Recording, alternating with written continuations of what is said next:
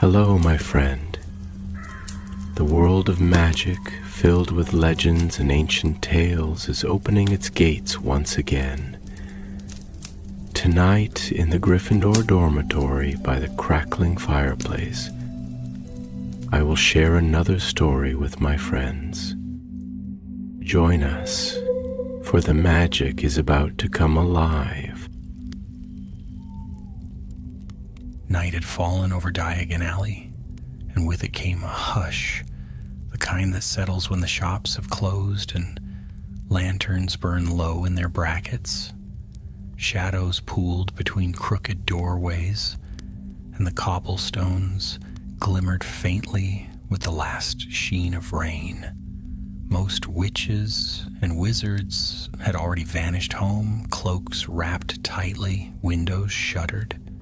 Only the bold or the reckless wandered here at this hour, and tonight Mara Stroud walked among them. She was young still, though the streak of silver threading her dark hair made her seem older than her 20 years. A cursebreaker by trade, trained under the goblins of Gringotts, she had a knack for untangling runes and spells woven centuries past. But this night, she was not on goblin business. She was on loan to the Auror office, summoned by an owl that carried no seal, only a single sentence. The black ledger changes hands at Borgin and Burke's before the moon wanes. It was unsigned, the parchment thin as onion skin, the ink still smelling sharp as if fresh dried. Mara had shown it to the Aurors at once, and within hours, a plan was set. Now she stood at the mouth of Nocturne Alley, watching the crooked sign of Borgin and Burke's sway in the night wind. Around her, Aurors lay in wait. She had seen them slip into doorways, crouch beneath awnings, vanish beneath disillusionment charms. Only their eyes caught the lantern glow as they watched the shop. Her task was simple: step inside, pretend to browse, and confirm whether the ledger was truly here. The Black Ledger, rumors about it had swirled for decades. It was said to hold the names of those who funneled galleons to you-know-who in the shadows, merchants who lined their pockets while his terror spread. If the Aurors captured it, half the Death Eater supply lines might be cut in a single night. But there was more. Legend claimed it was bound with enchantments, each name sealed with blood magic. Some believed it was more than a book, that it was a living contract with powers dark enough to twist a wizard's fate. Mara felt the weight of that thought as she pushed the door open. The bell above the frame gave a brittle jingle. Inside, the shop smelled of dust and iron, and shelves groaned with strange, sinister wares, shrunken heads, cracked skulls with silver fillings, amulets that whispered as she passed. Borgin himself stood behind the counter, tall and thin, his teeth too sharp when he smiled. "Browsing so late, miss?" His voice slid like oil. Mara forced a small smile, moving toward a display of cursed necklaces. "I thought I might find something rare, something with history." Borgin's eyes narrowed. "History costs dearly." As his words lingered, the door creaked again. A figure entered, hooded, tall, walking with the confident silence of one used to shadows. Mara's pulse leapt. This was it. The trade was about to happen. The stranger carried a parcel no larger than a book, wrapped in dark cloth and bound with twine. Borgin bowed slightly, reaching for it, but before his fingers touched the bundle, Mara caught sight of something that made her blood run cold.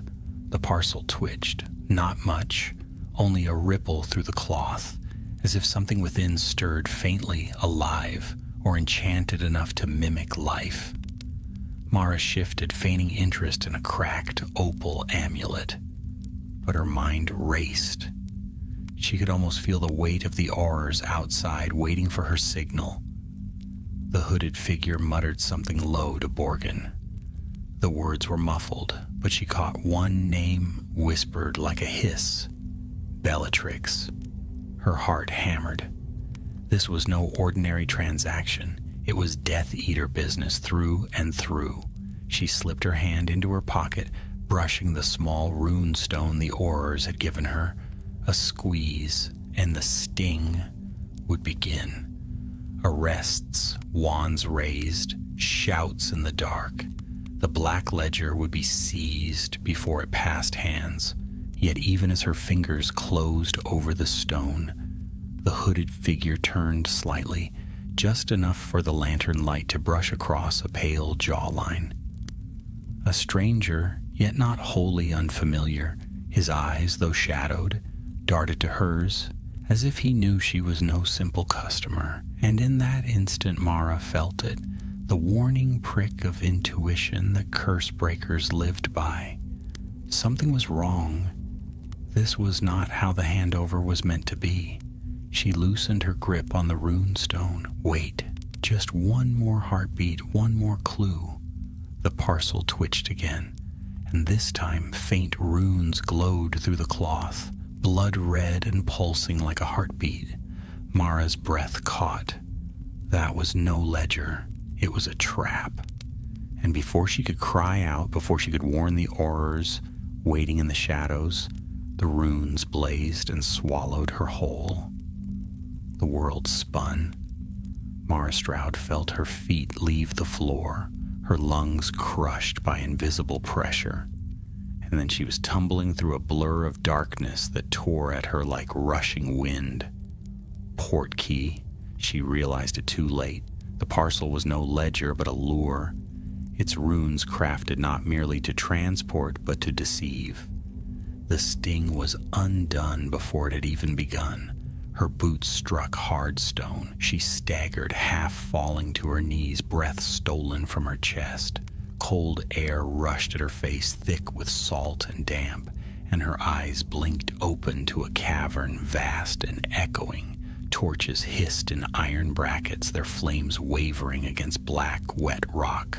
Mara was not alone. Figures stepped out of the shadows one by one, cloaked and hooded, the glint of silver masks catching torchlight. Death Eaters. The nearest raised his wand in casual greeting, not alarm, proof that she was expected, or at least that the trap had been well set. "Ah!" came a voice from the far end of the cavern, sharp and lilting, like broken glass wrapped in silk. "The little curse breaker. How thoughtful of you to arrive early." Mara's stomach clenched. Bellatrix Lestrange, the witch, glided into view, her wild black hair spilling over her shoulders, her eyes alight with cruel delight. She was thinner than the stories made her, but her presence filled the cavern all the same. Mara's every instinct screamed at her to flee, but her legs refused to move. Bellatrix stopped only a few steps away, tilting her head like a cat examining a trapped mouse. "Did the Aurors send you, child? Or were you foolish enough to stumble into our web on your own?" Mara said nothing. She forced her breathing steady, scanning the cavern instead. There were 7 Death Eaters here, 8 with Bellatrix. The parcel lay on a slab of stone in the center of the chamber, its runes still glowing faintly. Beside it, etched into the rock, a ring of sigils coiled outward like a serpent, half-finished but unmistakably ancient. Runes of awakening. Mara had studied diagrams of them in vaults at Gringotts. They were used not for summoning, but for rousing creatures bound to earth and stone. She glanced around, dread tightening in her chest. The cavern sloped steeply toward a dark pit at its heart where the torches did not reach. From its depths came a faint, shuddering hiss. Not air? Breath? Bellatrix followed her gaze and smiled. "Yes, Cursebreaker, the ledger is no mere book. It is a heartstone, a vessel of promises, sealed in blood, bound to power older than Hogwarts itself, Tonight we wake the guardian that sleeps beneath these cliffs. Tonight the Dark Lord's enemies will tremble as they once did when serpents ruled the deep places of the world. Mara's mouth went dry. A basilisk. She'd read about them in guarded texts, creatures bred of magic so deadly their gaze could kill in an instant. One had once been hidden within Hogwarts itself, loosed by Slytherin's heir. But if the Death Eaters meant to unleash another here, this close to the coastal villages, hundreds could perish before the Ministry even realized. Her hand twitched toward her wand. She had to act, but before she could draw it, another figure stepped forward. The hooded man who had stood in Borgin and Burke's, the one who had looked at her, the one whose parcel had trapped them both. He pushed back his hood now, revealing pale skin, sharp cheekbones, and eyes that flickered with something more than cruelty. Bellatrix gestured to him with a laugh. Our newest recruit, so eager to prove his worth. Corvus, you've brought us a gift indeed. Corvus? Mara fixed the name in her mind. He did not smile nor bow. His eyes met hers again, and there was a flicker there. A warning? Regret? She could not tell. Bellatrix turned back to the Death Eaters, her voice ringing through the cavern. Prepare the rite.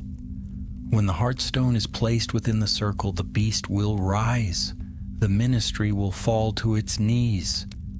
The Death Eaters moved quickly, setting jars of powdered bone, coils of rope, and bowls of black liquid around the runic circle.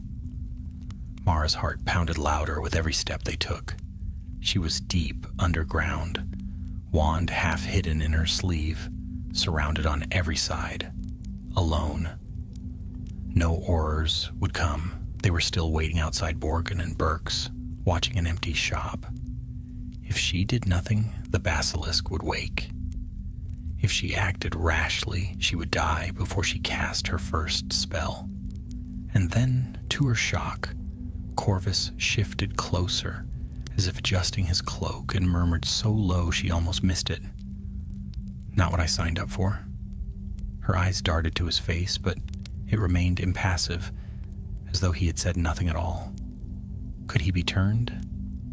Could he help her? It was madness to think so. And yet, Cursebreakers lived by instinct, and hers whispered that he was not wholly theirs. Bellatrix raised her wand, chanting words that made the torches flare. The parcel trembled on the slab, the glow of its runes brightening, pulsing with every syllable. The pit at the heart of the cavern rumbled. Stone cracked and split, a hiss rising like steam. The basilisk was stirring. Mara clenched her wand. She had one chance, one strike to disrupt the runes, one spell to break the Heartstone before the circle was complete. But Bellatrix's eyes were on her now, hungry, waiting. She had to be clever. Corvus shifted again, just enough that his cloak brushed her arm. His hand lifted the smallest fraction, 2 fingers barely visible, tracing an inverted rune in the air. Break the circle, not the stone. Her pulse thundered. If she destroyed the ledger itself, the magic could unravel, the beast rise uncontrolled. But if she inverted the runes, she might turn the rite back on itself. The chanting rose. Black liquid poured into the grooves of the stone, lighting the circle with a dull red glow. The pit hissed louder, scales grinding against rock. Bellatrix laughed, wild and sharp. Mara stepped forward. Her wand flashed from her sleeve, a single word bursting from her lips. Invergio. Blue fire leapt from her wand, searing across the runes. They shuddered, the lines of power twisting back upon themselves, fighting the red glow. Death Eaters cried out, spinning toward her with raised wands. Corvus moved at the same instant, his wand slashing through the air. A jet of silver light struck the slab, sending the parcel tumbling aside before Bellatrix could seize it. Sparks cascaded like rain. The cavern erupted. Spells screamed from every direction. Mara dove behind a jut of stone, her shield charm blazing against a jet of green light that shattered the rock above her. The ground shook as the circle cracked, half collapsed, the basilisk's hiss turning into a roar of fury below. Bellatrix's shriek rose above it all, mad with rage. "Traitors, both of you!" Mara and Corvus locked eyes across the chaos. An unspoken pact formed in that instant. They would not escape unscathed, but if they worked together, they might yet live long enough to stop what had begun.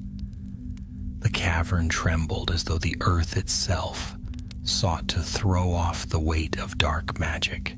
Cracks split through the runic circle, spilling molten light into the grooves like veins of fire. Dust rained from the ceiling, stinging Mara's eyes as she crouched behind the jagged outcrop. Spells hissed past, their impacts scorching the rock with charred streaks. Her wand hand shook, but she tightened her grip until her knuckles whitened. Fear would drown her if she let it. She forced herself to breathe, to remember her training. One spell, precise, not wasted.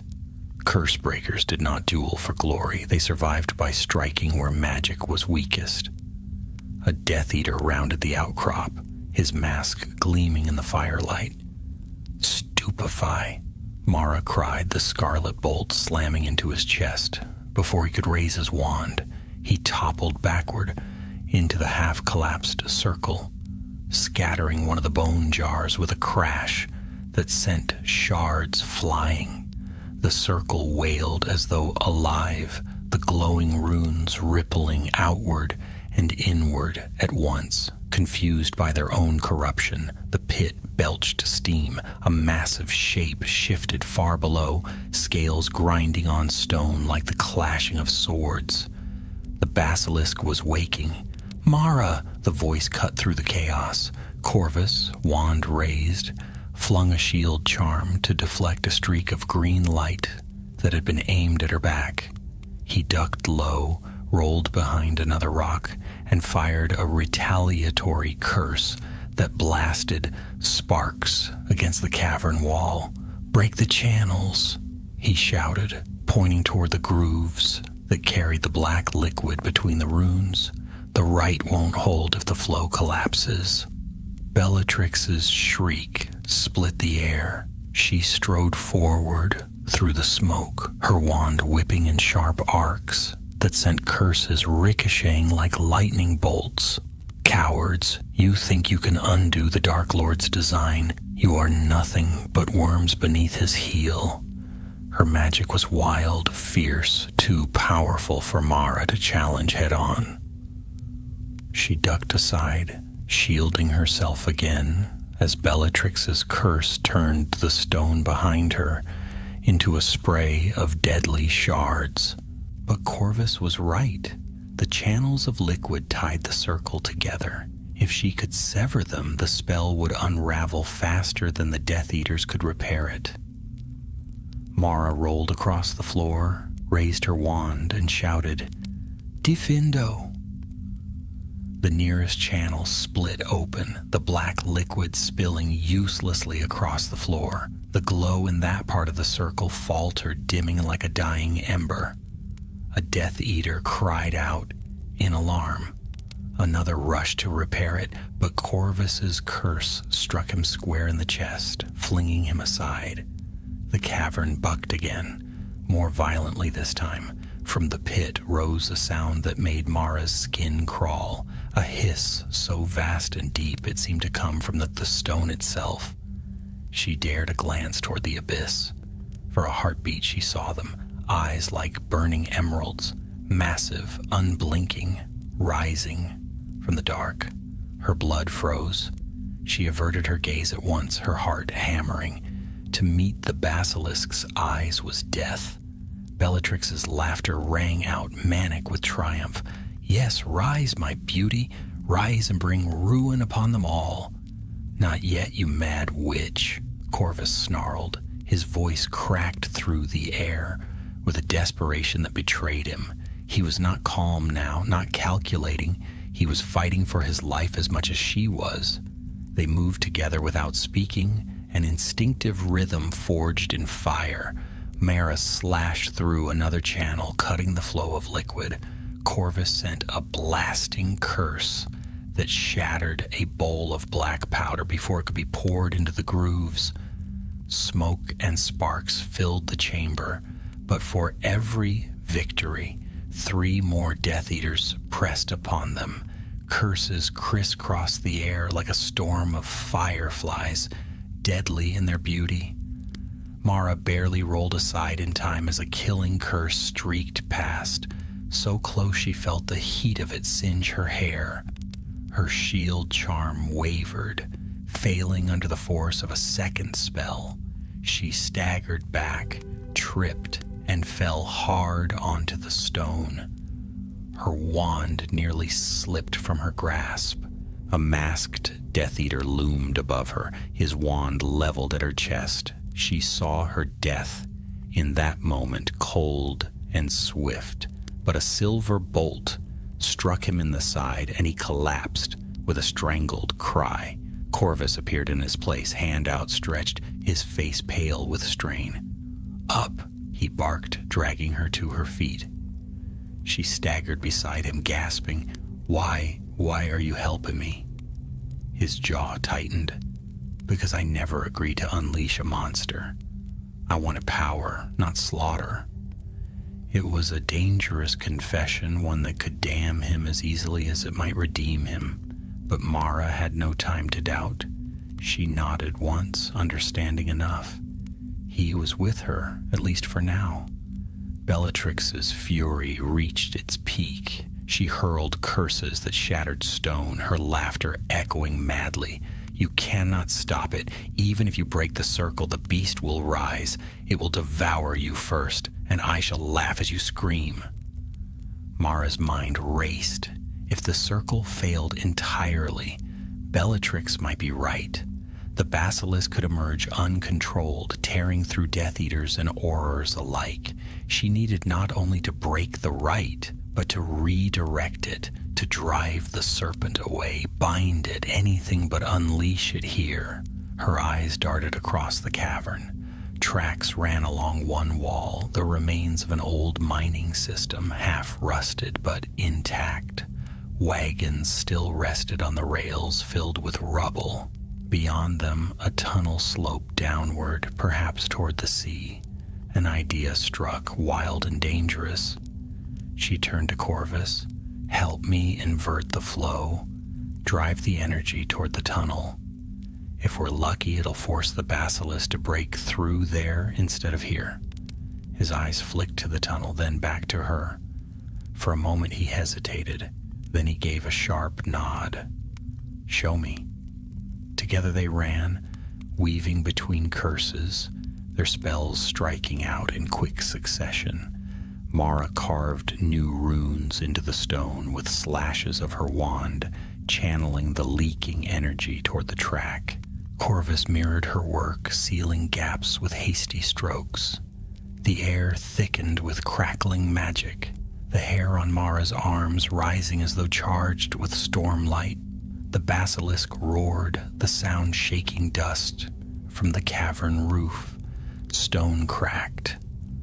Part of its massive body heaved upward from the pit, scales glistening black-green in the torchlight. Mara averted her gaze, staring only at its shadow.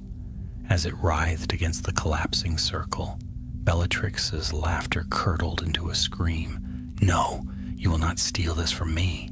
She leapt onto the slab, her wand raised high, ready to pour her full force into the heartstone. But Corvus was faster. His spell struck the stone slab, toppling the parcel from its place and sending it skittering across the floor. The circle collapsed in a burst of white-blue fire. Energy surged down the newly cut channels, racing along the rails of the old track. The wagons rattled, sparks flaring as magic spilled into the tunnel beyond. The basilisk bellowed, its rage echoing like thunder. Its massive head reared up, jaws gaping wide, and then, driven by the twisted flow of magic, it lunged, smashing through the tunnel wall. Rock shattered, water sprayed upward as the sea poured in. The serpent's body vanished into the darkness, its hiss fading as it surged toward the open cliffs. For a heartbeat, silence fell. Then the cavern began to collapse. Mara and Corvus locked eyes, breathless, exhausted. They had survived, but only just. Around them, Death Eaters scattered, scrambling for the tunnels. Bellatrix's voice rose above the din, shrill with fury. "This is not the end. The Dark Lord will hear of your betrayal, Corvus, and he will make you beg for death." She vanished in a whirl of black smoke, disapparating before the falling rocks could claim her. Mara staggered toward the nearest tunnel, Corvus at her side. Behind them, the slab cracked in two, and the Heartstone's glow dimmed to ash. The cavern roared as stone and sea claimed it. They ran, their footsteps echoing through the dark. And though Mara's heart raced with terror, one thought beat louder than all the rest. They had stopped the basilisk from rising here, but it was still free somewhere in the cliffs, and it would not hide forever. The tunnels shuddered with every step they took. Pebbles rained down in sharp patters, followed by heavier chunks of stone that smashed against the floor with bone-rattling force. The air was thick with grit. Every breath burned Mara's throat as she and Corvus sprinted side by side, their wands casting cones of pale light that barely pierced the dust. "Faster," Corvus urged, his voice hoarse. "I'm trying." Mara coughed, her lungs raw. Her legs felt leaden, but the groaning of the cavern behind them lent her strength she did not know she had. A deafening crack split the air. The tunnel behind them collapsed in a spray of rock and sea water, the floor heaving under their feet. Mara stumbled, and only Corvus's sharp grip on her arm kept her upright. Together they hurtled forward, their lights swinging wildly across the walls, until at last they burst into a wider passage lined with rusted timbers and collapsed carts. For a moment they stopped, gasping, backs pressed to the damp wall. Mara wiped grime from her eyes. "The whole mine's coming down." "Yes," Corvus said curtly, scanning the shadows with restless eyes. "And unless we find an exit, we'll be buried with it." Another tremor shook the timbers. Dust sifted from above. Mara's light revealed a faded sign nailed to the rock.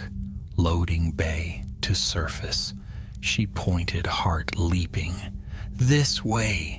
They plunged down the passage, ducking beneath splintered beams and stepping over twisted rails. Water trickled across the floor, flowing faster with every turn. Somewhere above, the sea was forcing its way in. The loading bay opened suddenly before them. A vast cavern where tracks ended at a great lift platform. Chains groaned overhead, linking the platform to a system of ancient pulleys that disappeared into darkness. Crates lay shattered across the floor. Their contents, ore, rusted tools, old ropes, scattered like bones. But the lift was gone. Only the chains hung there, swaying gently, disappearing upward into the blackness. Mara's stomach dropped. "We can't climb that." Corvus stared upward, jaw clenched. "Not quickly enough. There must be another way." Before they could search, a new sound split the cavern, the crack of apparition. 4 figures appeared in the dust, masked Death Eaters, their wands already raised. "There!" one shouted. "Don't let them escape." Green light flashed. Mara dove aside, the killing curse smashing into a crate where she had stood. Splinters flew. She fired back instinctively, her stupefy ricocheting from a hastily raised shield charm. Corvus was faster. His spell struck one Death Eater full in the chest, flinging him backward into the rocks. He did not rise. Another curse blasted from his wand, scattering the remaining three long enough for him to snarl over his shoulder, "Find the exit." Mara dashed along the wall, searching desperately. Her light caught on a ladder bolted to the stone, half rusted but intact, leading up into a shaft above. She shouted, "Here!" But before she could climb, a curse ripped across the cavern and struck Corvus square in the shoulder. He cried out, spinning from the force, his wand tumbling from his grasp. "Corvus!" Mara raised her wand, her anger sharp and sudden. "Expelliarmus!" she cried. The Death Eater's wand flew from his hand, clattering across the floor. She fired another spell, Petrificus Totalis, and the man stiffened, toppling like a felled tree. The other two pressed forward, relentless, their curses lighting the cavern in flashes of green and red. Mara ducked behind a crate, dragging Corvus with her. He clutched his shoulder, blood seeping between his fingers. "Leave me," he hissed through clenched teeth. "Don't be ridiculous," Mara snapped. "You saved my life 3 times already." She pressed her wand to his wound, muttering a charm that slowed the bleeding, though it did nothing for the pain. The Death Eaters advanced, their laughter echoing. "Cornered little rats," one jeered. Mara's mind raced. 2 enemies, a wounded ally, no time to climb the ladder. She needed an advantage, something hidden in the debris. Her light caught on the chains swaying above. An idea struck, wild, dangerous, but it might buy them time. She whispered urgently, "When I move, cover your eyes." Corvus frowned, but he gave a short nod, trusting her. Mara rose from behind the crate, wand steady despite her pounding heart. She slashed it upward. "Incendio!" Flame shot from her wand, igniting the oil-stained ropes dangling from the chains. Fire roared upward in an instant, racing along the dry fibers. Sparks cascaded like a shower of meteors, blinding in the dark. The Death Eaters cursed, throwing up arms to shield their eyes. Mara seized the moment. "Reducto!" Her spell struck the pulley system. The chains snapped with a sound like thunder. The severed links crashed downward, scattering sparks and shards of rusted iron. One Death Eater was caught beneath the wreckage, his mask shattering as he collapsed. The other stumbled back, shrieking in rage. Mara fired another curse, striking him square in the chest. He fell, twitching, his wand spinning away. Silence returned, broken only by the crackle of fire and the groan of the collapsing mine. Mara dropped to her knees beside Corvus. "Can you climb?" He gritted his teeth, flexing his wounded arm. "If I must." "Then we climb," she said firmly. She hauled him to the ladder, supporting his weight as best she could. Together they began to ascend, rung by rusted rung, the shaft narrowing around them. It felt endless. The roar of collapsing stone grew fainter below, but the air thinned, and Mara's muscles screamed. She forced herself onward, counting each rung as though the numbers alone could keep her moving. At last, a faint circle of light appeared above. The shaft opened into the night. Mara's chest heaved with relief as she hauled herself onto the surface, pulling Corvus after her. They emerged on a cliffside high above the sea. The wind howled, carrying the salt of the waves crashing below. Stars burned in the sky, half hidden by scudding clouds, and there, Spread across the clifftop stood half a dozen figures in aura robes, their wands already drawn. "Mara," one shouted. It was Captain Dawlish, his stern face lit by wand light. "By Merlin, where have you been?" Mara staggered forward, coughing, grime-streaked and shaking. "Trap. It was a trap," she managed. "The Death Eaters, Bellatrix, they tried to wake a basilisk." Gasps broke from the Aurors. Dawlish's eyes narrowed, flicking to Corvus, who leaned heavily on Mara's shoulder, his mask gone, his face pale with pain. "And who," Dawlish said coldly, "is this?" Mara hesitated. She could feel Corvus tense beside her, as though ready to bolt even in his weakened state. The Auror's wands shifted, suspicion sharp in their eyes. "He's complicated," Mara said at last, her voice hoarse. "But he helped me stop them. Without him, the basilisk would have risen here. The mine is gone, but the creature, it's loose, somewhere along the cliffs." The Aurors muttered among themselves, alarmed. Dawlish stepped closer, his expression grim. "You'll explain everything at the ministry. Both of you." His wand flicked, summoning enchanted chains that hovered in the air, waiting. Mara's heart twisted. If Corvus was bound now, he might never have the chance to prove what he had done. And yet, could she truly defend him? A Death Eater recruit, sworn to Voldemort? The wind tore at her hair as she stood on the cliff, the waves crashing below, the Auror's wands fixed on her. She knew she had seconds to choose. The night had not grown gentler. The wind battered the cliffside, cold and salt sharp, whipping Mara's hair against her face as she stood locked in the circle of Auror's wands.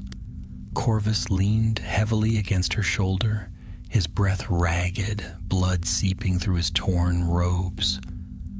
"Bind them," Dawlish ordered, his tone like iron. Chains of pale light snaked forward, clicking in the air as though already hungry for wrists and ankles. Mara stiffened, her instincts screaming to protest, but she swallowed the impulse. Aurors did not take chances. To them, she was a returning operative, shaken, half covered in blood and dust. To them, Corvus was a stranger with a Death Eater's mark of allegiance, his presence in the cavern, his pale mask discarded on the floor below, his silence. "Wait," Mara croaked, her throat raw from dust and smoke. She raised her free hand, her wand still clenched tight, though she did not aim it. "He helped me. He fought them. Without him, the basilisk would have risen here." Dawlish's gaze was cold, his lined face unreadable. "You expect us to believe a Death Eater turned coat for the sake of Gringotts' newest curse breaker?" "He's no Death Eater," Mara said fiercely. "Not truly. You'll see when we question him. Just don't treat him like the enemy, not yet."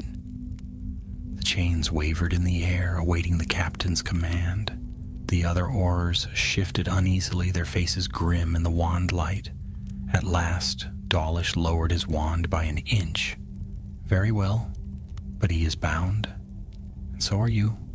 For your own safety, if you speak truth, you will have your chance to prove it." The chains darted forward, twining cold and unyielding around Mara's wrists and Corvus's alike. Corvus made no sound, though his jaw tightened, his shoulders stiff. Mara bit her lip, resisting the urge to speak again. Words were useless here. The truth would have to wait. "Take them," Dawlish commanded. "We return to the ministry at once." With a crack like shattering glass, the Aurors disapparated, dragging Mara and Corvus with them. The Ministry of Magic was never truly silent, not even at night. The atrium's golden statues glittered in the dim light of enchanted torches, their polished faces serene, untouched by the day's shadows. But Mara, stumbling onto the marble floor, with chains around her wrists, felt none of that serenity. The air was heavy here, the echoes of 1,000 footsteps trapped in its wide halls. Straight to the department, Dawlish ordered, leading them through the deserted atrium. And no delays. The Aurors marched them to the lifts, then down into the bowels of the ministry, where the air grew cooler, the passages narrower, the torches burning low. They reached a chamber of dark stone, its walls lined with iron sconces and heavy doors. Interrogation cells. Mara's stomach tightened. She had studied enough magical law to know these rooms, every door warded, every wall lined with charms to repel illusions and deceit. The truth could be dragged from anyone here, if not willingly, then by force. The chains released from her wrists with a snap. Corvus's bindings dissolved as well, only to be replaced by thicker manacles that clamped around his wrists and ankles, glowing faintly with a web of runes. "Wait," Mara protested. "He's wounded." "He'll live," Dawlish cut in sharply. He gestured to 2 Aurors. "Secure him in Chamber 4. I'll question the girl first." Corvus glanced at her as they dragged him away, his eyes dark but steady. No fear, no plea, only the faintest nod, as if to say, "Hold fast." The door slammed shut behind him. Mara was led into Chamber 2.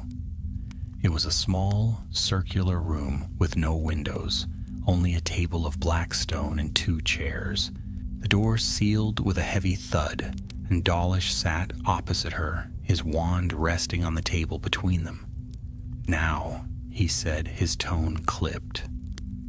"Tell me everything." So she did. She told him of the anonymous letter, the sting at Borgin and Burke's, the parcel that had turned out to be a portkey. She described the cavern, the circle of runes, Bellatrix Lestrange's laughter echoing in the dark. She told him of the basilisk stirring in the pit, of the half-complete ritual, of Corvus's sudden turn against his own allies. She told it all as quickly and clearly as she could, though her throat ached and her eyes burned with exhaustion. Dawlish listened without interruption, his face stern, his hand occasionally tightening on his wand. When she spoke of the basilisk forcing its way through the tunnel to the sea, his eyes flickered with unease, but he gave no comment. At last, when her words faltered, he leaned back in his chair. "And you expect me to believe this? Corvus acted out of mercy?" "I don't know if it was mercy," Mara admitted, her voice low. "But it wasn't loyalty to Voldemort, that much I'm sure. He could have let me die more than once. He didn't. He fought at my side. Whatever he is, he's not theirs. Not completely." Silence stretched between them, heavy and long. Then Dawlish reached into his robes and placed something on the table. A torn scrap of parchment burned at the edges, faintly glowing with residual magic. Mara's breath caught. "The ledger? What remains of it?" Dawlish said grimly. "When the circle collapsed, fragments were blasted into the sea. Our scouts found this one floating on the tide near Tintagel. The ink is cursed. Our best unspeakables cannot yet read it. But there is writing beneath the wards. Names, Miss Stroud, many names." He pushed it toward her. "You're a curse breaker. Can you see what they could not?" Mara hesitated, her fingers hovering above the parchment. It pulsed faintly like a heartbeat, and the wards bristled against her touch, prickling her skin. She murmured a detection charm, and faint runes shimmered to life across the scrap. layered protections, blood wards, concealment glyphs, sealing knots so tight they could burn through careless minds. But she knew these patterns. She'd studied their like in vaults deeper than any wizard dared tread. Carefully, she traced a counter rune in the air. The parchment flared, then softened. Letters bled slowly through the page, curling into legible script. Mara's eyes widened. "It's a list." Dawlish leaned forward. "Read." She swallowed. Adalric Mulciber, Fenrir Greyback, Selwyn. Her voice faltered as the names spilled forth, each one heavy with history, each one a thread in the Dark Lord's web. Then she stopped. The next name was half concealed, the letters warped by a deeper curse. She could make out fragments, an M, a flourish that might be us or in, but the ink resisted, writhing like a living thing. "This one's protected," she whispered. "Whoever it is, they wanted it hidden, even from Voldemort's allies." Dawlish's face darkened. "A traitor in the ministry," he muttered. "It must be." Before Mara could answer, the door crashed open. An Auror stepped inside, breathless. "Sir, the prisoner. He's asking to speak. He claims he has knowledge of the ledger." Dawlish rose at once, his chair scraping the floor. His eyes locked on Mara. "You'll come with me. If this Corvus truly has something to offer, we'll see it now." Mara followed, her heart pounding. In her mind's eye, she still saw the writhing name cloaked in cursed ink, daring her to uncover it. But first, she had to hear what Corvus would say, and pray he would not be silenced before he spoke. The corridors of the Department of Magical Law Enforcement were hushed at this hour, though never truly asleep. The walls of dark stone muffled the footsteps of Aurors who passed in twos and threes, their robes swaying, their wands clutched in ready hands. Mara kept close behind Dawlish, her chains gone at last, though her wrists still bore the faint red marks of their bite. Every turn of the corridor, every locked door they passed, seemed to weigh heavier upon her. Corvus waited somewhere ahead, guarded, bound, and yet still holding some secret. Dawlish did not slow until they reached Chamber 4. 2 Aurors stood before the heavy door, their stances taut, their faces pale. Dawlish gave a curt nod, and they stepped aside, unlocking the bolts with flicks of their wands. The door groaned open. The chamber was stark, colder even than Mara's had been. A single chair stood in the center, bolted to the floor, and Corvus was bound upon it. The magical manacles glowed faintly, their runes pulsing in rhythm with his heartbeat. His head was bowed, dark hair falling over his pale face, though his eyes lifted as they entered. Mara's chest tightened.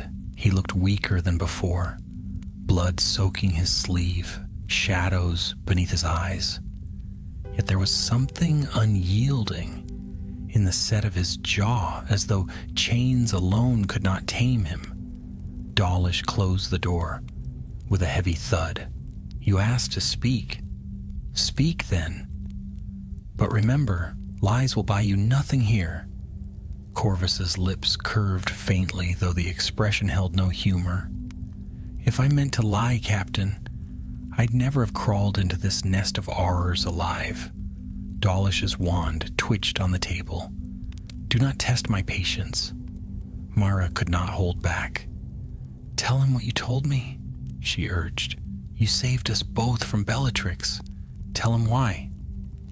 Corvus's dark eyes flicked to her, and for the first time since they had met, she saw uncertainty there.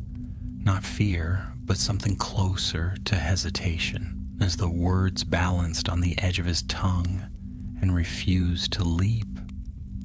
At last, he drew a long breath. The ledger was no simple book. You know this already. It was a heartstone, blood-bound, its pages filled with oaths sealed by magic itself. It held the names of every patron who ever gave the Dark Lord gold, shelter, or power, but it held more than names. Dawlish's eyes narrowed. Explain. It held favors, Corvus said, his voice low, deliberate. Promises made, debts owed. Some written freely, some wrung out with curses. Those who signed believed themselves untouchable, protected by anonymity. But the ledger knew. It remembered. The Dark Lord could call upon them with a word, and the magic of the oath bound them to obey. Mara shivered. She thought of the fragment she had touched, the cursed ink that writhed like a living thing. It had felt alive, binding, as if the parchment itself hungered for her secrets. Corvus continued, his gaze steady on Dawlish now. The name you found hidden by curse? Dawlish's chair scraped as he leaned forward. You know it. I know enough. Corvus's voice hardened. It is no Death Eater's name, no cutthroat skulking in Nocturne Alley. It belongs to someone within these walls. The chamber fell into silence. Even the torches seemed to flicker lower. Mara's heart hammered.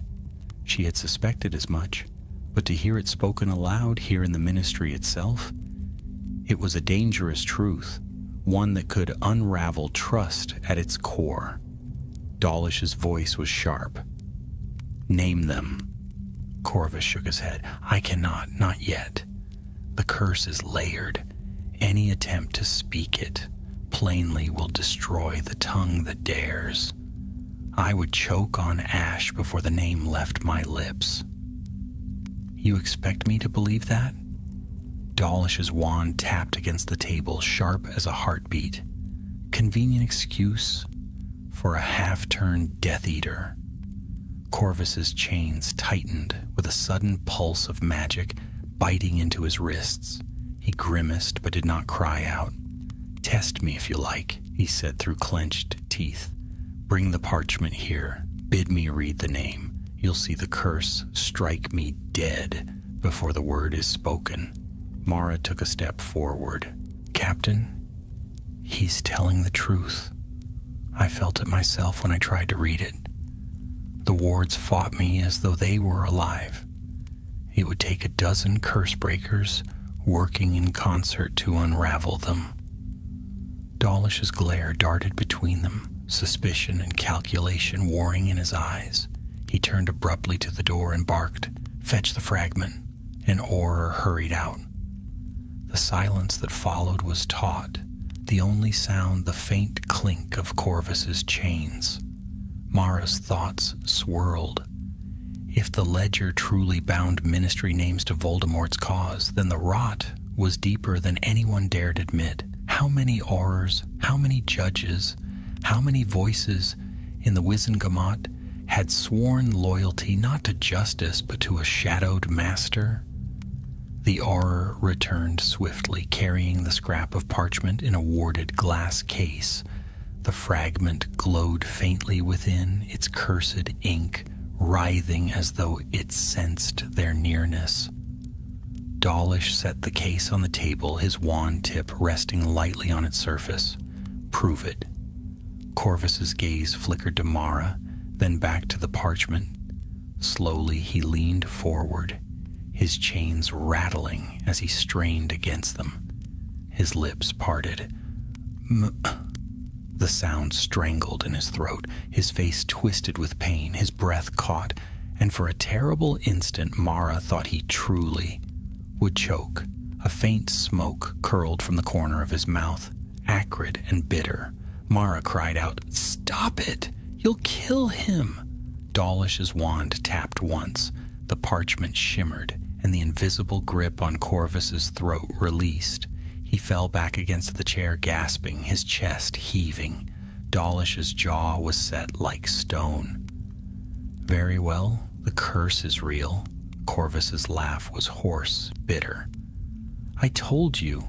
Mara rushed forward, ignoring the sharp look Dawlish cast her way. She pressed her hand to Corvus's shoulder, her wand murmuring healing charms that steadied his breath. His skin was clammy, his pulse erratic, but the worst had passed.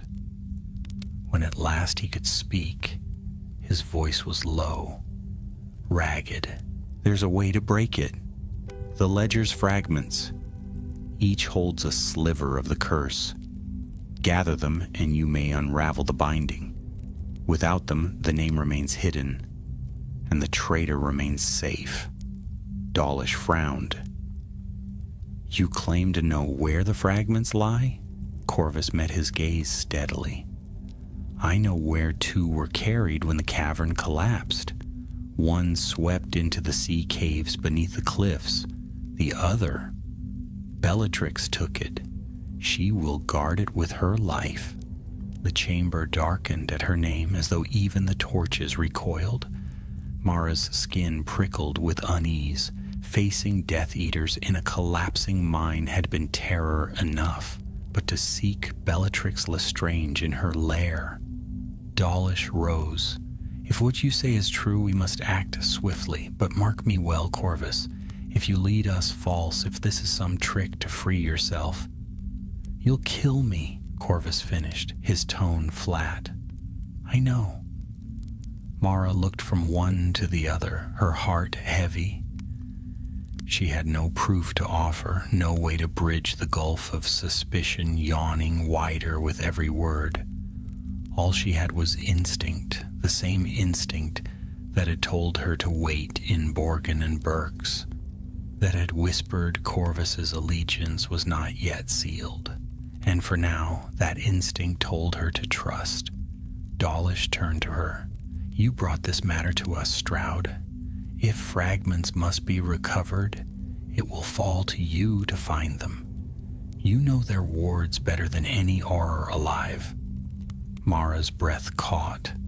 She had expected as much, but the weight of the task pressed down like stone. To face Bellatrix again, to walk into the sea caves where a basilisk might still coil unseen.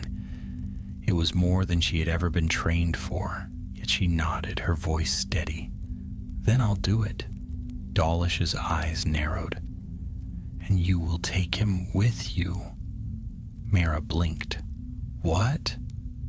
The traitor's name hides behind curses we cannot break. He claims knowledge we cannot ignore. Very well, let him prove it in the field. But know this, if he falters, if he shows a hint of betrayal, it'll be on your head. Mara's throat tightened. She turned to Corvus, who sat bound, weary, but with the faintest glimmer of something in his eyes, defiance or perhaps hope. And in that moment Mara knew, whatever lay ahead, their fates were bound now as tightly as any curse. The ministry seldom slept, but dawn had not yet reached London when Mara found herself once more beneath its high arches. The Aurors had released her from formal questioning, but there was no relief in the reprieve. Instead, the order had come swiftly, spoken in Dawlish's grim voice. Stroud, you will go to the coast at first light. The sea caves are treacherous, but they hold what we need. Take him with you. Him. Corvus had not been unbound, but the manacles that held him now were of a different kind. Slim, silver, engraved with faint runes that glowed against his skin.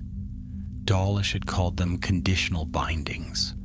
They allowed freedom of movement, but the moment Corvus attempted flight, spellwork within them would constrict, searing through bone and sinew. It was trust offered at wand point. Mara had said nothing when she saw the shackles locked around his wrists. She could not decide if it reassured her or twisted her gut with unease. Now, as they stepped through the flue into a windswept outpost along the Cornish coast, she breathed in the salt air with a shudder. The horizon was pale with the promise of dawn, the sea restless below jagged cliffs. A handful of Aurors waited there, cloaks snapping in the wind, their expressions wary as they eyed Corvus. "Stroud," Dawlish said, pulling her aside before she could join them. His face was set, more lined than ever in the thin light. "You know why you are chosen. Not because you are untried, but because you are unbound by politics. You owe no oaths here. You've seen what the ledger can do." Mara nodded slowly, though her heart beat quick and heavy. "And him?" Dawlish's mouth tightened. "If he proves true, we may gain a weapon. If he falters..." He left the rest unsaid, but a glance at her was sharp enough. "It will fall to you." Mara drew a steadying breath and turned to where Corvus stood. His dark hair was damp with sea spray already, his eyes shadowed, but his stance steady. He gave her the barest nod, an acknowledgement rather than greeting. "Show us the way," she said. Corvus did not smile. "It will not be easy." They descended the cliffs in silence, the wind tearing at them, gulls crying overhead. The path was narrow, carved from the rock itself, slick with spray from the crashing waves below. By the time they reached the mouth of the caves, the tide had begun to rise, curling foam at their boots. The opening yawned before them, dark and vast, like the maw of some ancient beast. Mara raised her wand, whispering, "Lumos," and pale light spilled forth, glinting against whetstone. The air that poured from the cavern was damp and cold, carrying the faint, musky scent of something far older than sea or salt. Oars spread behind them, 2 by 2, their wands drawn. Corvus stepped forward first, his manacles glimmering faintly as if aware of the wards within. "The current swept the fragment here," he said. "If the tide has not carried it deeper, it will rest within the first chamber. But we are not alone." Mara frowned. "What do you mean?" He did not answer, his head tilted, listening, eyes narrowing. Then the sound reached her ears too, a faint scrape, stone on stone, somewhere deeper in the cavern. Not a sound of water, but of something moving, something heavy. Her stomach clenched. The basilisk. Oars shifted uneasily, their eyes darting. Dawlish raised a hand for silence, his wand steady. "Stay close. No one wanders. If the creature stirs, shields up and eyes down." They moved into the cavern, their lights cutting swaths of pale gold across the rock. The passage opened into a wide chamber, the ceiling lost in shadow, stalactites dripping like teeth. Pools of seawater glimmered across the floor, their surfaces broken only by the ripple of unseen currents. Mara felt the weight of the place pressing upon her. Every sound echoed too loudly. Footsteps, breath, the faint clink of Corvus's manacles. Her wand light flickered across the rocks, and for an instant she thought she saw movement. Something long and scaled, slipping back into shadow. She caught her breath, but when she turned, there was nothing. "Here," Corvus said suddenly, pointing to a pool near the center of the chamber. "The current flows inward. Look." Mara stepped closer. Beneath the water's surface lay something pale, faintly glowing, a scrap of parchment pulsing faintly like a heartbeat. The ledger fragment.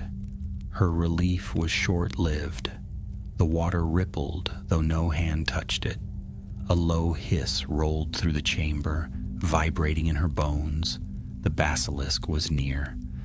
"Eyes down!" Dawlish barked. Instantly the oarers dropped their gazes, shields raised, their lights lowered to the ground. Mara's pulse thundered. She crouched by the pool, keeping her gaze fixed on the glow of the fragment, her wand hand trembling.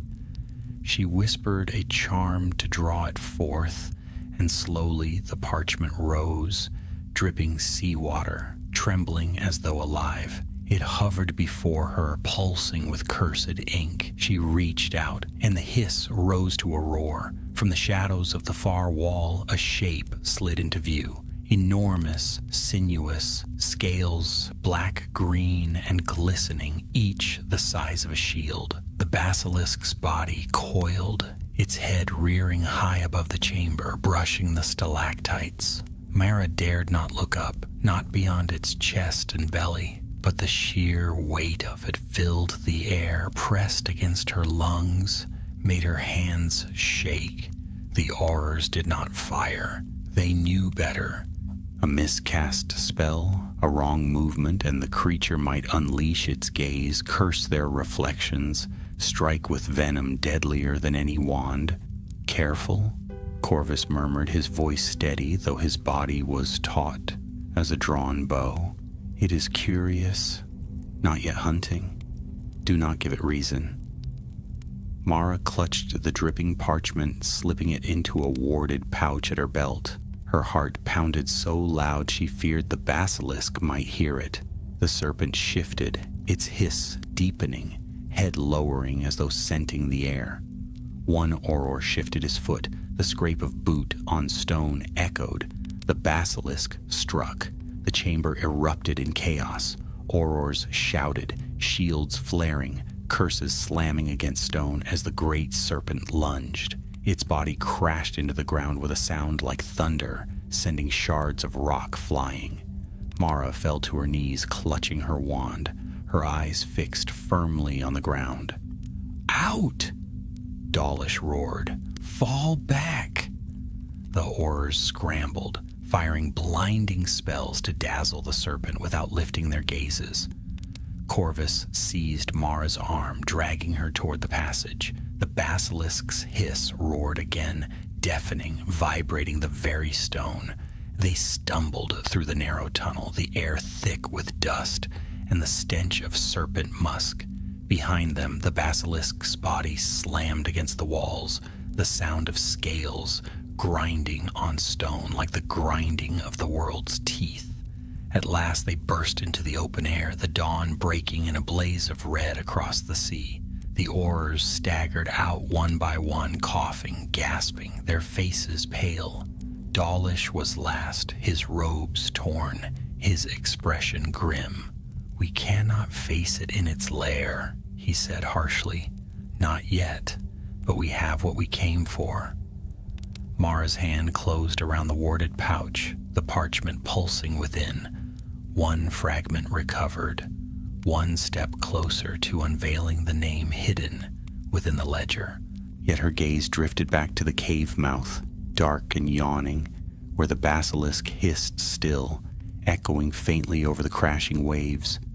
It was free now, restless, bound to nothing but hunger. And sooner or later, it would strike. The sea still hissed in Mara's ears as the company of Aurors trudged up the narrow cliff path. Dawn had broken fully now, the sky pale gold and streaked with violet clouds, yet there was no comfort in its light. The basilisk's roar seemed to linger in the waves below, echoing faintly as though the cliffs themselves remembered its passage. Mara touched the pouch at her belt, feeling the faint, thrumming pulse of the fragment within. It was warm, as though alive, and every so often she thought she heard a whisper against her mind, a breathless murmur in a language she could not quite catch. The ledger's magic was not silent. It remembered. Dawlish walked at the front of their group, his cloak whipping in the salt wind, his expression grim. The other Aurors, 7 in all, kept their wands close at hand, their eyes darting constantly to the crashing sea. Only Corvus walked with his gaze steady ahead, his manacles faintly glimmering in the dawn light, his stride unbroken despite the wound at his shoulder. When at last they reached the cliff top, Dawlish halted them. He turned to Mara, his lined face pale but resolute. One fragment secured. But Bellatrix holds the second, and she will guard it with a madness fiercer than the basilisk's hunger. You have felt her already. You know what she is. Mara nodded, though her throat tightened. She remembered Bellatrix's eyes, wild gleaming, filled with delight at cruelty. To face her again so soon was more than daunting. It was a terror that lanced cold through her bones. Yet she could not falter. "Where?" she asked. Corvus answered before Dawlish could. "Lestrange Manor." The Aurors stirred uneasily, their faces hardening at the name. Mara felt her stomach knot. Few dared speak of the manor. It was said to stand on a barren moor steeped in old magic, a place where even the air itself turned cruel. "You are certain?" Dawlish asked sharply. Corvus inclined his head. Bellatrix fled the cavern with the fragment. She would not trust it to any but her own blood, and the manor is her sanctuary. The wards there are older than the ministry itself. No ordinary assault will break them. Dawlish's mouth tightened. Then we must not attempt ordinary means. His eyes turned to Mara. "Stroud, you will lead the approach. Cursebreakers were bred for such tasks. If the wards can be unraveled, you will do it." Mara's stomach twisted, yet she nodded once. "I'll try." Corvus's gaze lingered on her. The wards at Lestrange are not like vault charms, neat and clever. They are alive, woven with blood and madness. You will not merely untangle them. You will fight them. His words chilled her more than Dawlish's command, but she did not look away. "Then I'll fight." By noon they had apparated to the moors. The land stretched desolate in all directions, a rolling expanse of brown heather and black peat, the sky low and gray above. A cold wind swept over the plain, carrying with it a faint sound like the wailing of distant voices. Mara pulled her cloak tighter, and there, rising from the heather like a scar of stone, stood the manor. It was a vast, crooked house of blackened walls and spiked gables, its windows narrow and unlit. Ivy clung to the stone like grasping hands, and the air around it shimmered faintly with enchantment. Mara felt the wards before she even raised her wand, a press against her chest, a warning hum in her bones. The Aurors spread in a semicircle, their wands raised. Dawlish's voice was low. "Remember, Lestrange is mad, but she is no fool. Expect ambush. Stroud, begin." Mara stepped forward, her boots sinking into the heather.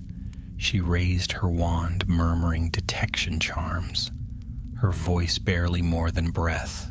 Pale lines of light shimmered in the air, forming intricate patterns that circled the house.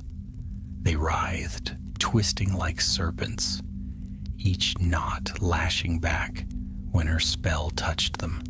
She grimaced. Corvus had spoken true. The wards were alive. They resisted not only intrusion but recognition, their threads tangled and slashed like claws, their energy surging against her detection charm. "Back," she muttered, sweat beading on her brow. She steadied her grip on her wand, her voice louder now. "Inversio verum." The air shuddered. For a moment the wards flared into visibility, twisting webs of crimson light wrapped around the manor, pulsing as though with a heartbeat. The Aurors gasped softly at the sight. Mara's own breath caught. She'd never seen anything so viciously tangled. Corvus moved closer, the glow of his manacles pulsing faintly. "See the core," he murmured. "There, above the door. Break that and the net collapses." Mara followed his gaze. At the center of the crimson web above the manor's great door burned a single knot of light, brighter than the rest. Yet it writhed, wrapped in thorn-like wards, each lash sharp with malice. She raised her wand, whispered a counter rune, and struck. The wards screamed. The air shivered with a sound like tearing metal. The crimson net thrashed, lashing outward. One Auror cried out as a thread struck his shield, hurling him back into the heather. "Hold!" Dawlish roared, his wand raised. "Defend the breaker!" The Aurors cast shield after shield, their light forming a dome around Mara. Inside, she pressed harder, her spells slicing through the thorns, each cut sending shards of energy flying. Sweat streamed down her face. Her arm ached. The wards fought her like a living beast, their rage striking against her mind, whispering madness into her ears. "Leave, leave, you are not wanted here." She bit down on her tongue, tasting blood, forcing herself to focus. One more strike, one more cut. The knot shattered. The crimson net collapsed with a scream, fading into sparks that rained upon the ground. The manor stood unguarded, its doors looming black and silent. Mara staggered, her knees nearly buckling. Corvus's hand steadied her, firm, surprisingly gentle despite the manacles. "Well done," he murmured. Dawlish gave no word of praise, only a curt nod. Inside, quickly before she rallies. The manor's door creaked open beneath his spell, groaning on rusted hinges. The air within was colder than the moor, thick with dust and the faint scent of rot. Shadows pooled in the corners of the great hall, and cobwebs draped the staircases like funeral veils. "Stay sharp," Dawlish whispered. "She will not face us head-on. She will play with us." They advanced through the hall, their footsteps echoing. Portraits lined the walls, their subjects long fled or perhaps silenced. Empty frames, torn canvases, faces turned to the wall in fear. Mara's skin crawled. Then a laugh rang out, high, sharp, wild. It echoed through the hall like shattered glass. Bellatrix's voice. "Fools! You think to march into my home? You think to steal from me?" The Aurors raised their wands, shields flaring. Shadows shifted on the stair, and for a moment Mara saw her, Bellatrix Lestrange, her hair wild, her wand gleaming, her eyes alight with madness. She vanished in a crack of smoke before any curse could strike. Her laugh lingered still, echoing from every wall. "She will pick us apart," Corvus murmured, his eyes narrowing. "One by one, if we let her." Mara's heart pounded, but she lifted her wand higher, determination steel within her.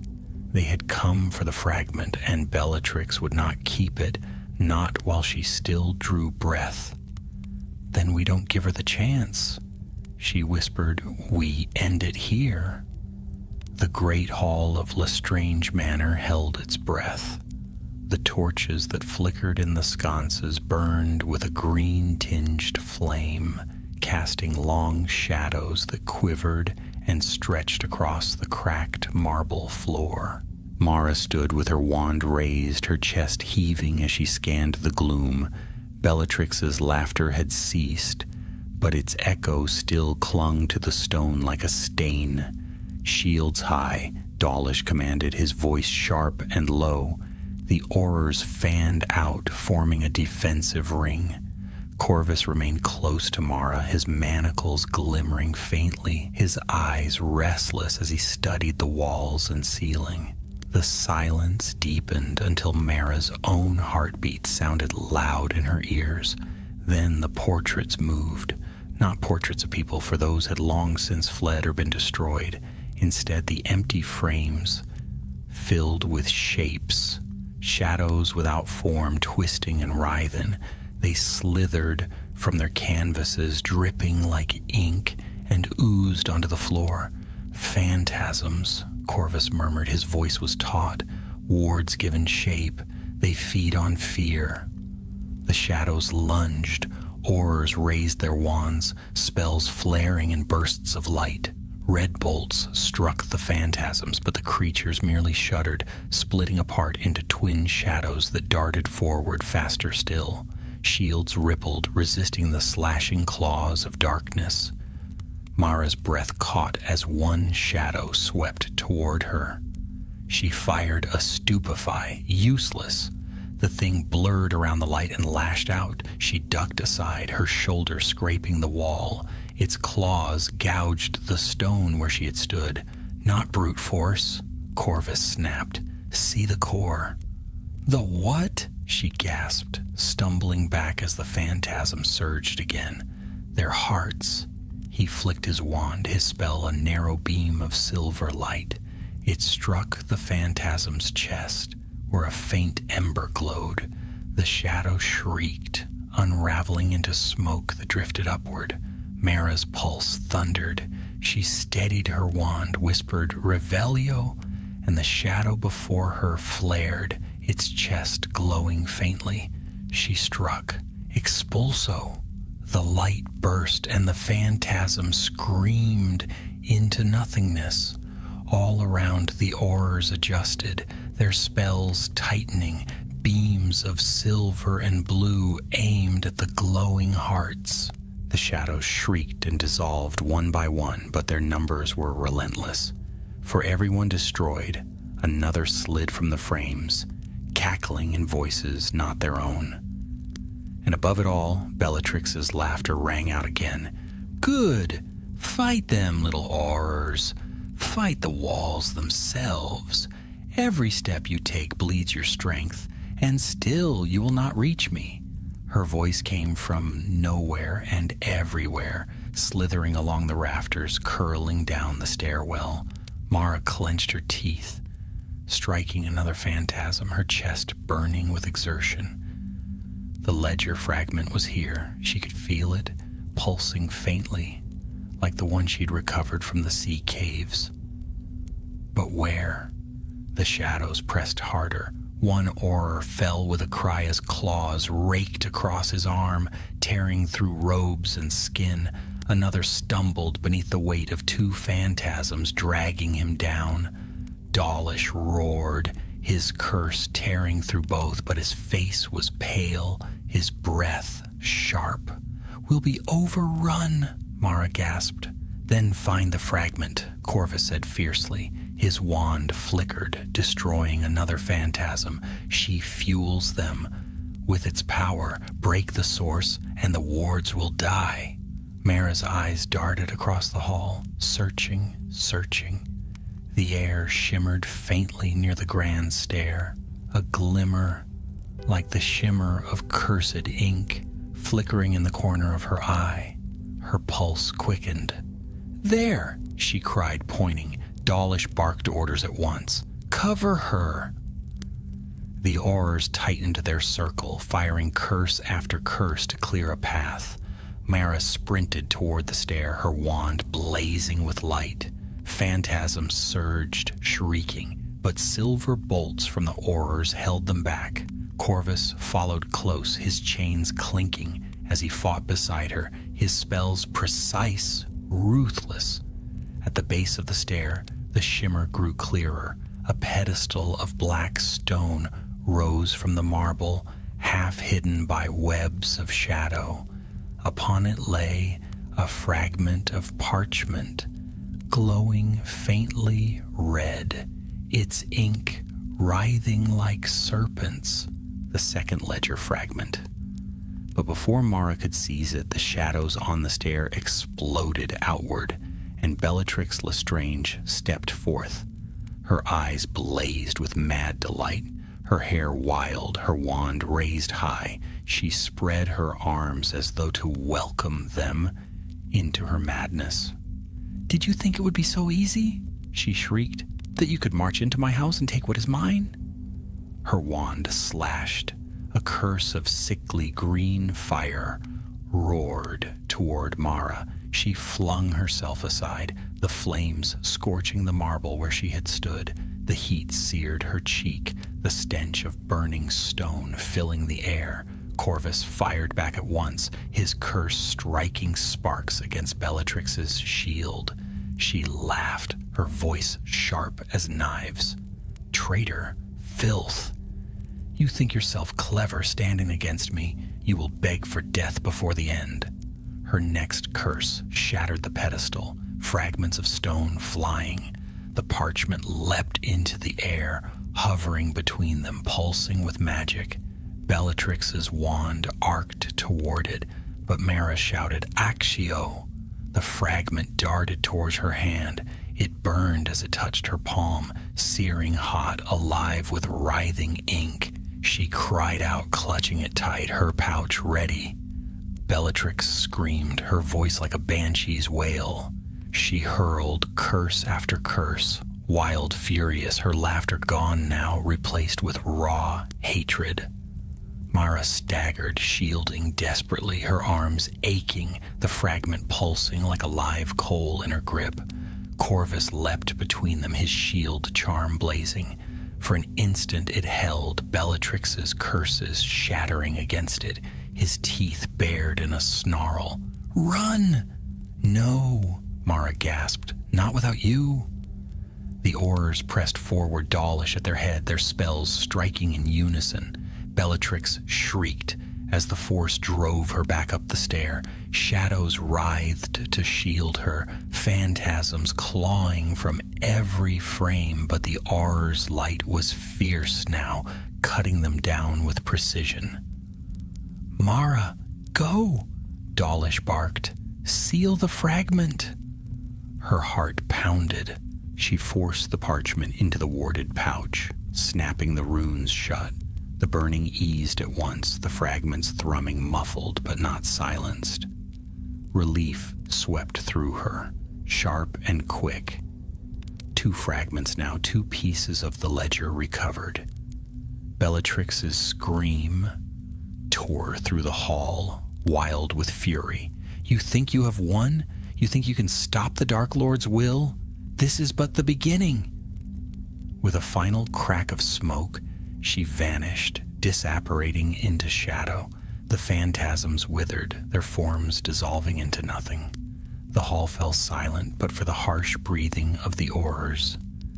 Mara sank to her knees, exhausted, sweat dripping down her temples. Corvus stood beside her, his chest heaving, his face pale but his eyes bright, fixed on the pouch at her belt. 2 fragments. But the name was still hidden. Dawlish strode to them, his expression carved of stone. "We have what we came for. Fall back, she will regroup, and I will not lose more men in this pit of madness." The Aurors gathered, weary but alive, their faces set. Together they stepped back through the broken hall, leaving the shadows behind. Mara's hand lingered on the pouch. She could feel the fragments pulsing together now, their magic heavier, more insistent. The ledger's secrets stirred, whispering in the back of her mind. And she knew. When the final fragment was found, the name that emerged would change everything. The moors stretched silent behind them as the Aurors disapparated one by one, their cloaks snapping in the wind. The manor shrank into nothingness with a final crack, leaving only the empty plain and the faint hiss of the wind. Mara felt the wrench of apparition pull her from the heather, and in the next instant her boots struck the polished stone of the ministry atrium. Its golden statues gleamed in the torchlight, serene and proud, but she could not look at them without unease. The ledger fragments pulsed at her side like hearts out of rhythm, and their whispers still clung to her mind. Dawlish gave terse orders at once, his voice hoarse from battle. "To the department. Now." The Aurors obeyed, their faces pale and weary. Corvus followed at Mara's side, his chains glimmering faintly in the torchlight, though no one dared to touch him. He carried himself with a strange, quiet pride, as though their suspicion no longer cut him.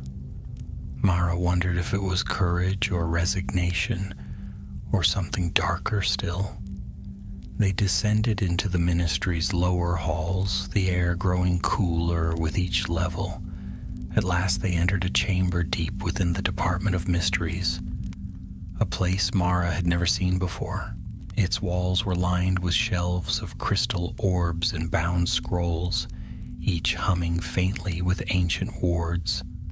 A long table of obsidian stood at its center, gleaming beneath suspended torches that burned with pale blue flame. Two unspeakables waited there, their faces hidden by hooded cloaks, their wands already raised. Dawlish laid the warded pouch upon the table with a heavy hand. 2 fragments recovered, he said. Do what must be done. The unspeakables bowed their heads without speaking. One waved his wand, and the pouch opened of its own accord. The fragments floated upward, their parchment glimmering with cursed ink, writhing faintly as though alive. They drifted together, edges quivering, and with a flash of light they fused, the tear lines knitting until a single page lay before them. Mara's breath caught, the parchment pulsed, alive with power, its ink twisting like smoke. The names it bore shimmered faintly, clearer now than before. Mulciber, Selwyn, Greyback, line after line of familiar enemies, dark wizards whose loyalty to Voldemort was known and hated, but below them, near the bottom, the ink seethed. A single name writhed in shadow, letters half-formed, concealed by a curse that coiled around them like a serpent. Mara's skin prickled as she stared at it. The fragment of truth she'd seen before was there, the first letter, an M curling sharp, the faint flourish of us or in. She whispered, "That's the one?" Dawlish's face was grim. "Break it." The unspeakables raised their wands in unison. Spells of silver and blue lashed outward, weaving together in a net of light that struck the cursed name. The ink writhed, resisting, smoke rising from the page. The parchment pulsed faster, its whisper growing louder, pressing against Mara's mind like a voice just beyond hearing. "Not for you. Not for you." Her temples throbbed. She clutched the table's edge, sweat beading at her brow. Corvus shifted beside her, his eyes fixed on the parchment, his manacles glowing faintly as though resonating with its power. The unspeakables pressed harder, their spells blazed brighter, the ink twisting violently, letters writhing into half-forms, an M, then a blurred streak, then the faint outline of an R. The parchment shrieked, the sound not in the air but in their minds. One unspeakable staggered, clutching his head, his spell faltering. "Hold steady," Dawlish barked, but the curse was strong. The ink lashed out like tendrils, striking against the spells, shattering them into sparks. The parchment flared red, threatening to tear itself apart. "Stop!"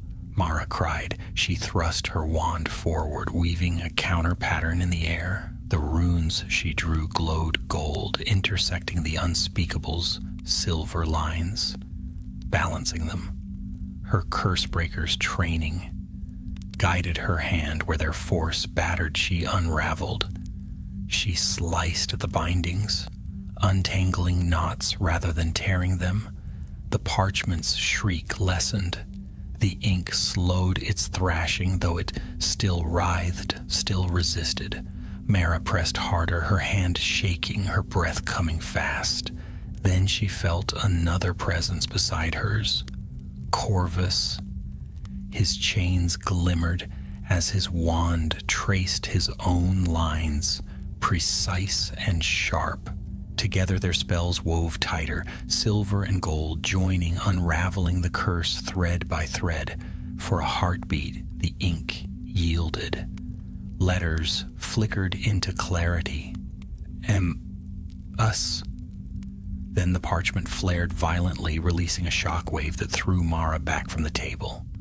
She cried out as her back struck the stone floor, her wand clattering from her hand. The unspeakables staggered. One fell to his knees, gasping. The parchment settled again, pulsing, the name once more blurred, though the fragments remained. Us, the shadow of a final letter. Dawlish's face was pale with fury and fear. "You nearly destroyed it," he snapped. "What did you see?" Mara pushed herself up, her chest heaving. Us, that's all. But it's enough to narrow it. It's a name, someone with power, someone hidden among us. Corvus's voice was quiet, steady. "And they will know we are searching now. The ledger is no longer silent. They will move to protect themselves." A chill swept the chamber. Even the unspeakables seemed shaken, their hands trembling as they steadied the parchment back in its warded case. Dawlish turned to Mara, his eyes like steel. "2 fragments recovered. 1 remains. Find it, Stroud, before the traitor does. If they learn we are close..." He broke off, his jaw tight. "The ministry itself may fall." Mara swallowed hard, her throat dry. She touched the pouch at her belt, now empty of fragments, but still warm, with the echo of their power. 1 fragment left. 1 final piece to unseal the cursed name. But in her heart, she knew this already. The nearer they drew to the truth, the more dangerous the game would become. The Death Eaters would not let them reach it unopposed. And whoever within the ministry had bound themselves to Voldemort's ledger, whoever us, was already felt their secrets tugging free. As Mara left the chamber, Corvus walking in silence at her side, she could not shake the feeling that eyes followed them through the corridors, eyes that knew their every step, eyes that would strike before long, and in the whisper of cursed ink still echoing in her ears, she thought she heard laughter. The days that followed blurred into restless hours. The ministry hummed with tension. Whispers of betrayal ran through its halls like drafts in an old house. Aurors stood warier, their eyes darting even at one another, as though each feared the person beside them might be the one whose name slumbered beneath cursed ink. Mara slept little. The fragments haunted her dreams, their writhing letters chasing her through endless tunnels of stone. She would wake with her hand clutching the pouch at her belt, though it lay empty now, its weight gone, yet its memory burning still. Only 1 fragment remained. 1 last piece before the ledger yielded its secret, and it was Bellatrix who held it. The Aurors had scoured her haunts, old safe houses, forgotten shrines, ruined estates. She was always 1 step ahead, her laughter echoing in places she'd left behind, her curses etched into walls like scars. But at last, word came from a watcher in Wiltshire, a gathering at Malfoy Manor. Bellatrix had been seen entering under cloak of night. Dawlish's orders were swift. "We strike before dawn." The sky was black with stars. When Mara and Corvus stood with the Aurors outside the wrought iron gates of Malfoy Manor, the house loomed beyond the hedges, its pale walls gleaming faintly in the moonlight. Wards shimmered faintly along the fence, subtle and sharp, but Mara's practiced eye saw the gaps. She guided the Aurors through with whispered charms, her wand steady though her hands trembled. Corvus walked close behind her. His manacles glimmered faintly, but his face was unreadable, carved in pale stone. She wondered what he thought, returning to this place. His eyes lingered on the manor too long, as though remembering. "Once inside, she will not flee," he murmured. "Bellatrix relishes the kill too much." Mara shivered. She remembered the shriek of curses in the manor on the moor, the fury in Bellatrix's eyes. She would not yield the fragment freely. The Aurors slipped through the gardens, their cloaks whispering against the grass. They reached the grand doors, black wood banded with silver. Dawlish raised his wand. With a silent burst of light, the lock shattered, and the doors swung open. The hall within was vast, lined with marble pillars, the floor gleaming like ice. Portraits of stern-faced Malfoys stared down, their eyes glinting in torchlight. The silence was heavy, thick with the weight of waiting. Then the laughter began. Bellatrix's voice, sharp and wild, rang through the hall. "Welcome, little Aurors. Welcome to the Dark Lord's favored house. Did you think I would not know you crept through my gates? Did you think you could steal from me twice?" The torches flared green. Shadows writhed across the walls, and from the upper stair, Bellatrix descended, her black hair wild, her wand gleaming in her hand. She held something close to her chest, wrapped in cloth, glowing faintly from within. The final fragment. "Kill them," she hissed. Figures appeared from the shadows, masked Death Eaters, half a dozen at least. Curses flared at once, the hall exploding with light. Aurors shouted, shields rising, bolts of red and gold streaking across the marble. Mara fired a curse, striking a Death Eater square in the chest. He toppled, his mask clattering across the floor. Another curse nearly took her from the side, but Corvus's shield deflected it, sparks bursting. "Go!" he shouted. "The fragment! Get it from her!" Mara's heart thundered. She ducked beneath a spell, sprinting across the floor toward the stair. Bellatrix's eyes gleamed as she saw her, and she laughed. "Little curse breaker, you think yourself bold? Come then." Her wand slashed.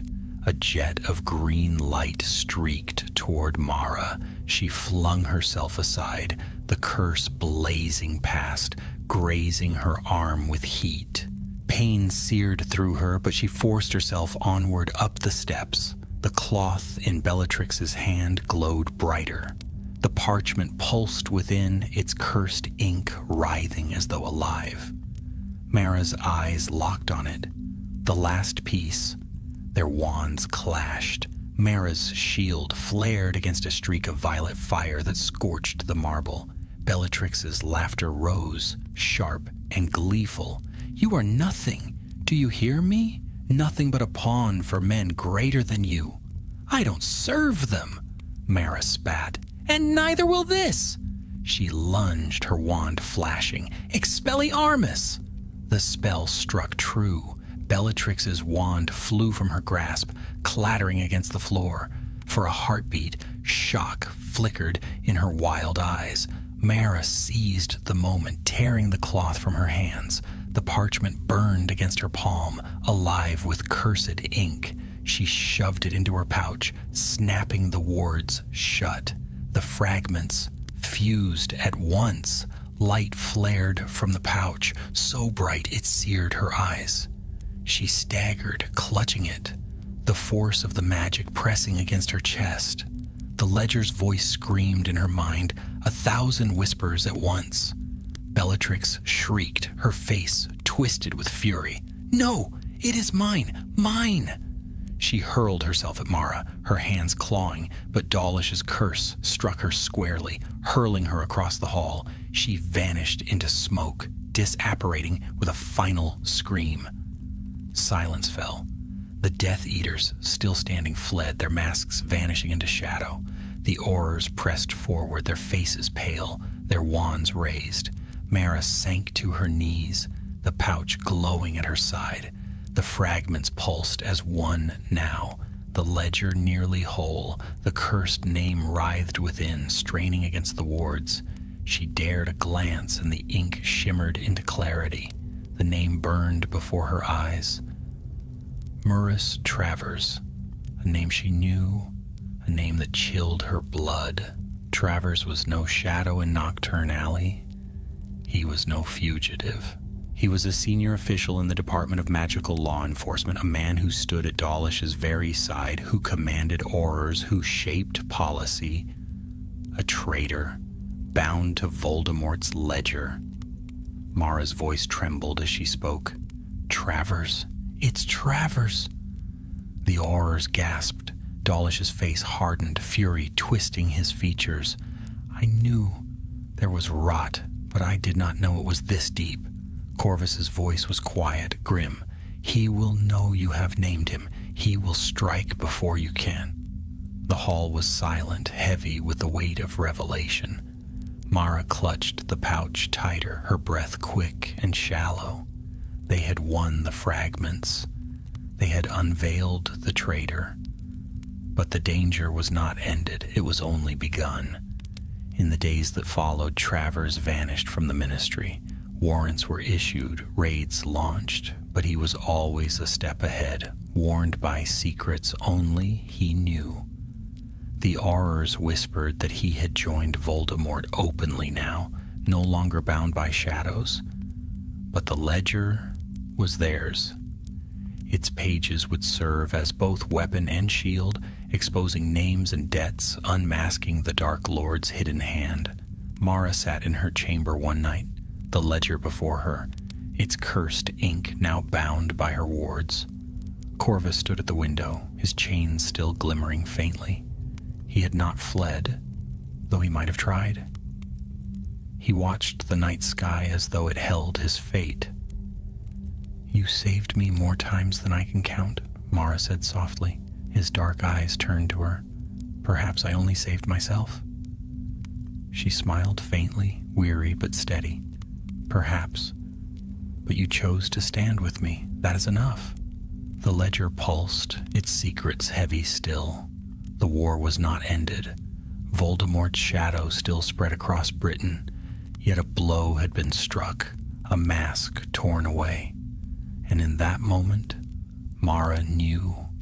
Whatever battles lay ahead, she would face them. Not alone, but with allies, found in the most unlikely places, even in the heart of her enemies. The firelight flickered across the ledger's pages, and for the first time since the cavern, Mara felt a fragile ember of hope. The story of the Black Ledger was not finished, but this chapter, at least, had reached its end.